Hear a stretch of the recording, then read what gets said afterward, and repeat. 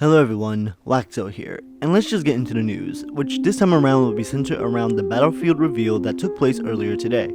After weeks of hinting at the reveal through cryptic messages sent to influencers and glitchy introductions in the most recent entries, DICE released a reveal trailer for Battlefield 2042, which is the official name of the upcoming title. The reveal showcased a near-futuristic setting and included franchise staples from enormous globe-trotting maps that take you from barren deserts to sprawling metropolises, to air and land combat, and of course, destruction. There was also hints at the use of a wingsuit and dynamic weather, specifically a giant tornado that rips through a city. The trailer would then conclude with mentioning that gameplay will be revealed this Sunday, which was then confirmed to be during the Xbox Bethesda E3 showcase. That's not where the news ends, however, as we also have gameplay details and what we can expect from the upcoming shooter. And right off the bat, I can say that there are a few controversial decisions being made with this new entry, some of which will have to be seen in order to judge if they are indeed the right call for the franchise. To start with the good, Battlefield 2042 will be upping the player count from 64 players, or 32v32, to a whopping 128 player count,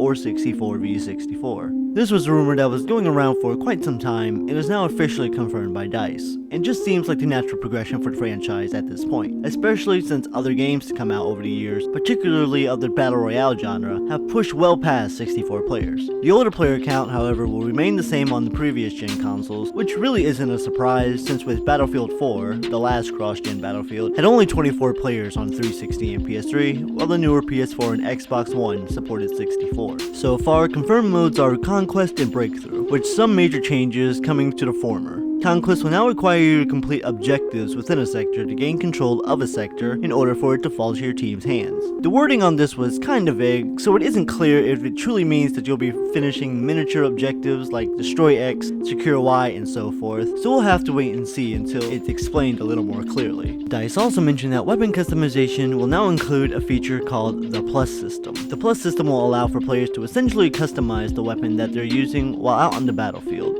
This will allow players to equip the different scope, silencers, and other attachments in order to fit the needs per engagement. Though I think this is in the long run going to be an awesome feature that will essentially allow for on-the-fly customization, because there have been plenty of times in an FPS where I wish I had a different scope, or maybe taken a suppressor off because I misjudged the range of a firefight and had that cost me a fight. The ability to do so while out and about rather than waiting until you die or redeploying makes that extremely appealing to me, but I can see that being a bit of a controversial feature. And to really move into the controversial territory, Battlefield 2042 no longer features Battlefield's traditional class system. It will now feature Specialists.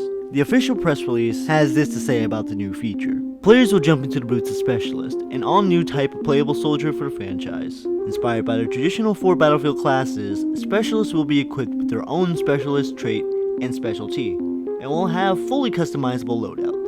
As a Specialist, players will have access to a cutting-edge arsenal of weapons, equipment, and vehicles to use in battle. These powerful new tools give creative players a wealth of options as they find the perfect combination to fit their playstyle and outsmart and outgun opponents on the battlefield. This bit of information might severely disappoint the franchise's most loyal fans, and honestly, that's very understandable. The class system is integral to the franchise and always has been, though it seems that they aren't entirely departing from the system, as certain specialists will be able to do the important things relative to how the class system used to work. Fears begin to arise in what the special abilities per character might be, or that matches might become overwrought with vast amounts of snipers due to the ability to use any weapon. This is a very bold departure for DICE to make, and though it may be a major turnoff for tons of fans, I think that again we truly know nothing until we see it all in action. Another hugely controversial talking point is that not only will this new entry be $70 $60 on previous gen, but will also be supported as a live service title and will not feature a single player campaign. I'm going to start with the last of these talking points, as it's something that I criticized Black Ops 4 for doing as well. Though yes, it could be argued that single player campaigns in Call of Duty and Battlefield certainly aren't the main appeal for the majority of those who play them,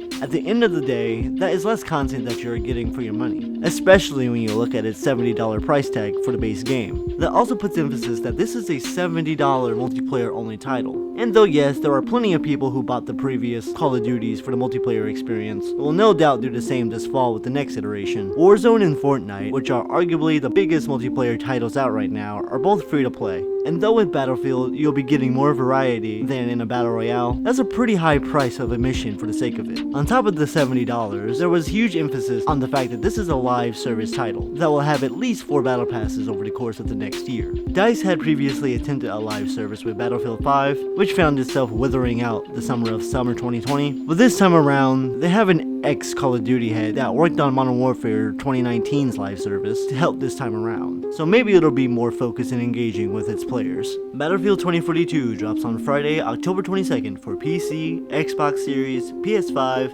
PS4, and Xbox One. Gameplay is set to be revealed this Sunday during the Xbox Bethesda Showcase, and more info will be revealed during EA's event on July 22nd. This has been Waxo, and until next time, take it easy.